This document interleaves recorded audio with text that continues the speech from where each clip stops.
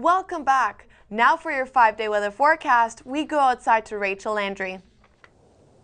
The wet weather we've had all week is going to become flurries. Now here is your 5-day forecast.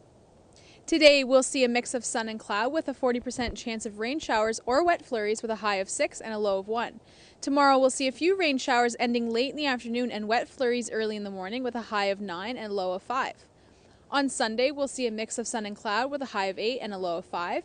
To start the school and work week, we'll see a 40% chance of showers, windy with a high of 8 and a low of 3.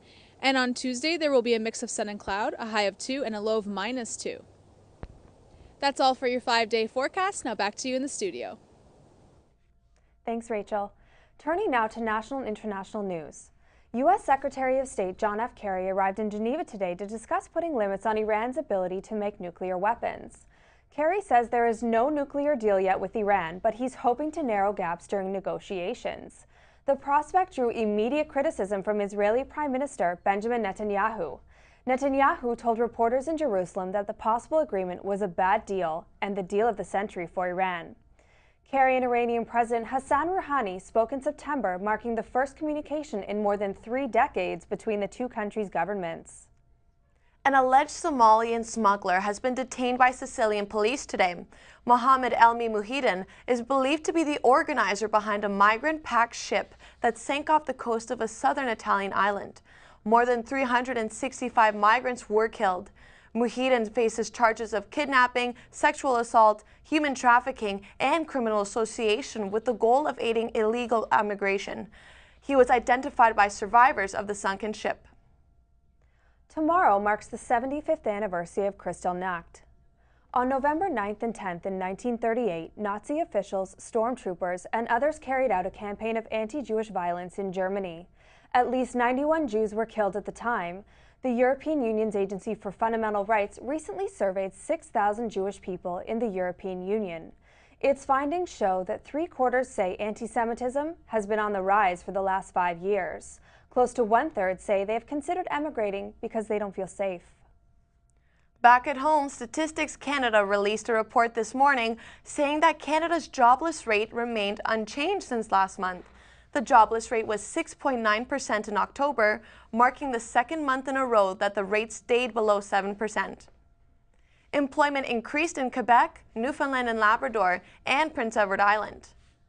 However, employment fell in Nova Scotia, Manitoba, and New Brunswick. The youth unemployment rate was 13.4% in October, and youth employment rate for 15 to 24-year-olds has been consistent for the last 3 months. Soldiers who have been released from the military for medical reasons may receive priority when applying for federal jobs. The federal government has tabled the legislation to help qualified troops make a smoother transition into the workforce. It comes after accusations that soldiers were being released from duties before they could qualify for pensions. About 250 ex-soldiers do not qualify for a Canadian Forces pensions each year. Soldiers suffering from loss of limbs or mental scarring from war are being let go under the military's Universality Service rule. This legislation would apply to soldiers released on or after April 1st, 2012. And now with your sports news, here's Jonathan Rumley.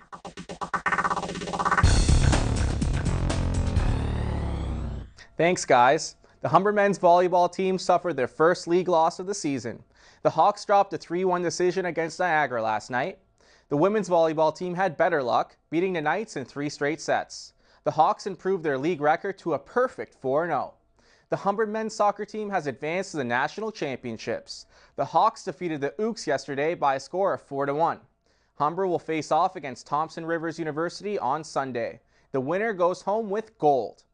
It was a busy night in the NHL as 11 games were played. The Stars and Red Wings went back and forth, and then this happened. Detroit's Pavel Datsyuk shows off his magic with this filthy dangle. He dipsy doodles past a defender and rifles his 7th goal of the year. It wasn't enough for the Wings, who fell 4-3 to Dallas in overtime. The Canucks finally beat the Sharks, snapping their 9-game losing streak to San Jose. Just 77 seconds into the game, this crazy puck bounces off Luongo's shoulder and into the net. He's going to have nightmares about that one. Bobby Lou didn't have to shoulder the blame, though, as the Canucks won 4-2. The NBA officially unveiled their Christmas Day jerseys, and they're a little different.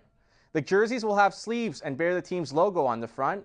The numbers on the front will be moved to the left sleeve. These uniforms look a lot more like hockey jerseys than basketball jerseys. The Bulls, Nets, Celtics, Lakers, Thunders, and Heat will all be donning these glorified t-shirts. The Toronto sports fan will have a busy weekend ahead of them. David Clarkson will face off against his old team tonight as the Leafs play the Devils. The Buds will then travel to Boston on Saturday, looking to avenge their heartbreaking playoff collapse last May. The Raptors are in Indiana tonight, ready to tip off against the Pacers. They'll return to the ACC tomorrow night as they host the Utah Jazz. Let's end the sportscast with some always entertaining Mike Tyson news. The former heavyweight champion is writing a book about his life called Undisputed Truth. Tyson is brutally honest, saying working on this book made him realize that his life is a joke. The book intended to put his demons to rest, but seems to have revealed the tortured side of his soul. Although life appears better for Tyson these days, his troubled past will forever make him an intriguing character. The soul-bearing book is set to release next Tuesday. That's all for sports. I'm Jonathan Rumley. Now back to you in the studio. Thank you, John. After the break, we'll get the latest in entertainment from Natalie Hanneman.